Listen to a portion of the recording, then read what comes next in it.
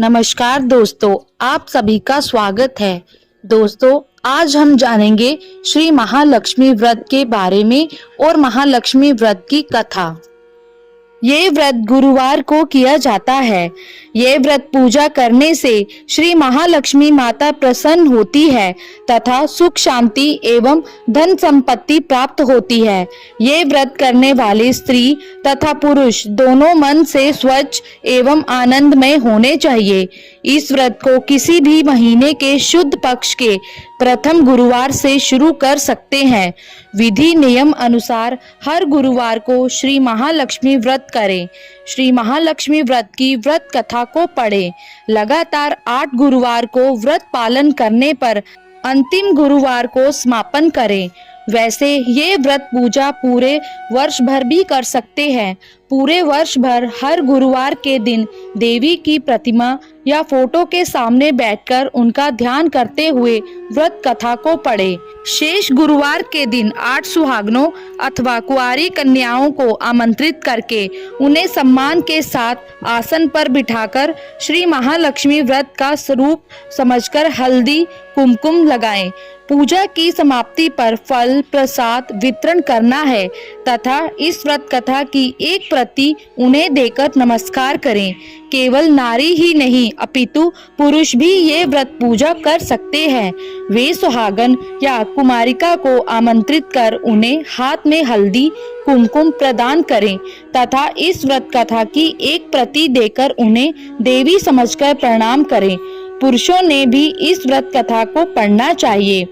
जिस दिन व्रत हो उपवास करें, दूध फलाहार करें, खाली पेट ना रहें। रात को भोजन से पहले देवी को भोग लगाएं एवं उसके बाद परिवार के साथ भोजन करें। ये व्रत गृहस्थ जनों के लिए बताया गया है। इस पूजा को पति पत्नी मिलकर कर सकते हैं।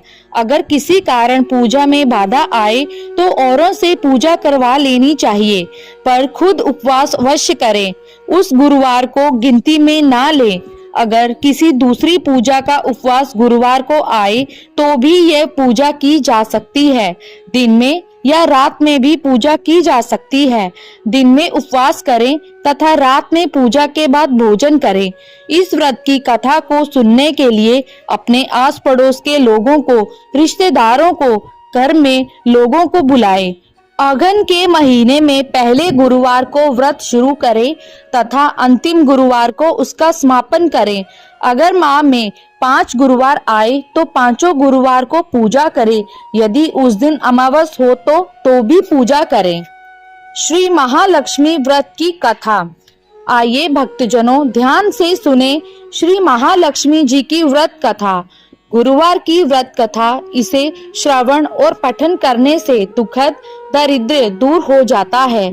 श्री महालक्ष्मी जी की कृपा से सुख संपत्ति ऐश्वर्य प्राप्त होता है। मन की इच्छा पूरी होती है। भारतवर्ष के सौराष्ट्र देश में द्वापर युग में ये कहानी हुई है। सौराष्ट्र में उस समय भद्रश्रवा नाम के राजा थे।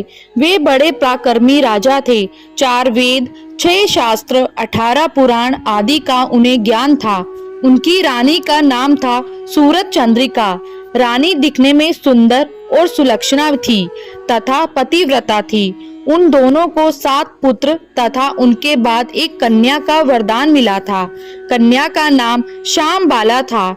एक बार श्री महालक्ष्मी जी के मन में आया कि जाकर उस राजा के राज दरबार में रहे।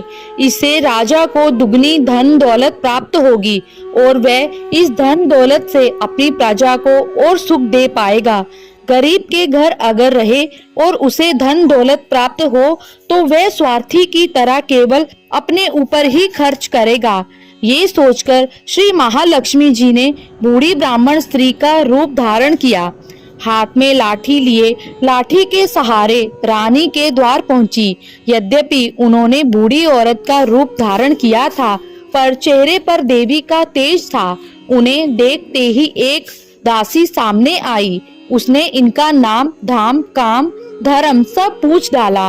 वृद्ध ब्राह्मण स्त्री का रूप धारित माता लक्ष्मी जी ने कहा, बालिके, मेरा नाम कमला है तथा मेरे पति का नाम भुवनेश है। हम द्वारिका में रहते हैं। तुम्हारी रानी पिछले जन्म में एक वैश्य की पत्नी थी। वह वैश्य गरीब था। दारिद्र्य के कारण हर रोज घर में झगड़े होते थे, इसलिए उसका पति उसे मारता था। इन बातों से तंग आकर वह घर छोड़कर चली गई। वन जंगल में खाली पेट भटकने लगी। उसकी दुर्दशा पर मुझे दया आई। तब मैंने उसे सुख संपत्ति देने वाली श्री महालक्ष्मी जी की कथा सुनाई। मेरे कहने पर उसने श्री महालक्ष्मी जी का व्रत किया। श्री महालक्ष्मी प्रसन्न हुई, उसकी गरीबी दूर हुई, उसका घर संसार धन दौलत संपत्ति से भर गया। बाद में पति पत्नी दोनों प्रलोक सिधारे। लक्ष्मी व्रत करने के कारण लक्ष्मी लोक में रहे। जितने साल श्री महालक्ष्मी व्रत किया उतने हजारों साल उन्हें सुख भोग मिला। इस जन्म में उसका राजघराने में जन्म हुआ है, परंतु वह श्री महालक्ष्मी जी का व्रत रखना भूल गई है। उसे ये याद दिलाने मैं यहाँ आई हूँ। बुढ़िया की बातें सुनकर दासी ने उसे प्रणाम किया। श्री महालक्ष्मी का व्रत किस तरह किया जाए, इस बारे में पूछा। बुढ़िया का रूप धारण किए हुए श्री महालक्ष्मी माता ने दासी को पूछा कि विधि तथा महिमा बताई। इसके बाद वह दासी माता को प्रणाम कर रानी को बताने अंदर चली गई। राज वैभव में रहते हुए रानी को अपने ऐश्वर्य का बहुत घमंड हुआ था। संपत्ति तथा अधिकार की वजह से वह उन्मत्त हो गई थी। दासी द्वारा बताई गई बुढ़िया की बातें सुनकर वह आग बबूला होकर राजद्वार पर आकर बुढ़िया रूपी श्री महालक्ष्मी पर बरस पड़ी। उसे ये मालूम नहीं था कि श्री महालक्ष्मी माता बुढ़िया का रूप धारण किए उसके द्वार तक आई है, परंतु रानी का इस कदर रूखा बर्ताव तथा अपना अनादर देखकर माता ने वहां ठहरना ठीक ना समझा। वे वहां से चल पड़ी। राह में उन्हें राजकुमारी श्यामबाला मिली। उन्होंने श्यामबाला को सारी बात बताई। श्यामबाला ने अपनी ओर से श्री महालक्ष्मी माता से क्षमा मांगी। माता को उस पर दया आई। उन्होंने श्यामबाला को श्री महालक्ष्मी व्रत के बारे में बताया। उस दिन अघन माह का प्रथम गुरुवार था। श्यामबाला ने परम श्रद्धा से श्री महालक्ष्मी व्रत का व्रत रखा। फलस्वरूप राजा सिद्धेश्वर के सुपुत्र मालाधर से उसका विवाह हुआ। वह धन दौलत ऐश्वर्य वैभव से माला माल हो गई। पति के साथ ससुराल में आनंद से दिन बिताने लगी। इधर श्री महालक्ष्मी का रानी पर प्रकोप हुआ। फलस्वरूप राजा भद्रश्रवा का राज्य एवं राज कारोबार नष्ट हो गया। यहाँ तक कि खाने के लाले पड़ गए। ऐसी हालत में एक दिन रानी ने राजा से निवेदन किया, हमारा दामाद इतना बड़ा राजा है, धनवान है, ऐश्वर्यशाली है, क्यों ना उसके पास जाएं, अपना हाल उसे बताएं, वह जरूर हमारी मदद करेगा। इस बात पर राजा भद्रश्रवा दामाद के पास रवाना हुए। राज्य में पहुंचकर तालाब के किनारे थोड़ी देर विश्राम किया। तालाब से पानी लेने आते जाते दासियों ने उन्हें देखा। उन्होंने विनम्रता से उनकी पूछताछ की। जब उन्हें ये मालूम हुआ कि वे रानी श्यामबाला के पिता है, तो दौड़ते हुए जाकर उन्होंने रानी को सारी बात बताई। रानी ने दासी के साथ राज परिधान भेजकर बड़े ठाट से उनका स्वागत किया, आदर सत्कार किया, खान पान करवाया। जब वे लौटने लगे तो सोने की मोहरों से भरा घड़ा दिया। राजा भद्रश्रवा जब वापस लौटे तो उन्हें देखकर रानी सूरत चंद्रिका खुश हुई। उन्होंने सोने की मोहरों से भरे घड़े का मुंह खोला, पर हाय भगवान, घड़े में धन के बदले कोयले मिले। ये सब श्री महालक्ष्मी के प्रकोप से हुआ। इस प्रकार दुर्दशा में और कई दिन बीते। इस बार रानी स्वयं अपनी कन्या के पास गई।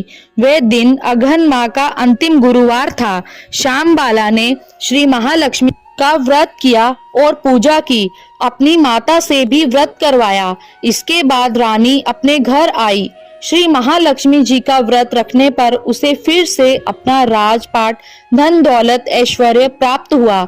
वह फिर से सुख शांति आनंद में जीवन बिताने लगी। कुछ दिनों बाद राजकन्या श्यामबाला अपने पिता के घर आई। उसे अपने घर देखकर सूरज चंद्रिका को पुरानी बातें याद आई। यही कि श्यामबाला ने अपने पिता को घड़ा भर कोयला दिया था और उसे तो कुछ भी नहीं दिया था। इसी कारण श्यामबाला पिता के घर आने पर उसका कोई आदर आतिथ्य नहीं हुआ, बल्कि अनादर हुआ। पर उसने इस बात का बुरा नहीं माना। अपने घर लौटते समय उसने पिता के घर से थोड़ा नमक ले लिया। अपने घर लौटने पर उसके पति ने पूछा, अपने मायके से क्या लाई हो? इस पर उसने जवाब दिया, वहां का सार लाई हूँ। पति ने पूछा, इसका मतलब क्या हुआ? श्यामबाला ने कहा, थोड़ा धीरज रखिए, सब मालूम हो जाएगा। उस दिन श्यामबाला ने सारा भोजन नमक डाले बिना बनाया और परोसा। पति ने खाना चखा, सारा खाना नमक बिना था, इसलिए स्वाद ना आया। फिर श्यामबाला ने थाली में नमक डाला, इसे सारा भोजन स्वादिष्ट लगने लगा। तब श्यामबाला ने पति से कहा, यही है वह मायके से लाया हुआ सार। पति को इसकी बात सही लगी। फिर वे दोनों हंसी मजाक करते हुए भोजन करने लगे। कहा गया है कि इस तरह जो कोई श्रद्धा भाव से श्री महालक्ष्मी जी की पूजा करे उसे माता की कृपा प्राप्त होती है, सुख संपत्ति शांति प्राप्त होती है, सभी मनोकामनाएं पूरी होती है। परंतु ये सब प्राप्त होने पर माता की पूजा को भूलना नहीं चाहिए। हर गुरुवार को व्रत पाठ अवश्य करना चाहिए। इस तरह महालक्ष्मी जी की महिमा भक्तों की मनोकामना पूरी करती है। श्री महालक्ष्मी जी की गुरुवार की कथा संपूर्ण होती है। धन्यवाद।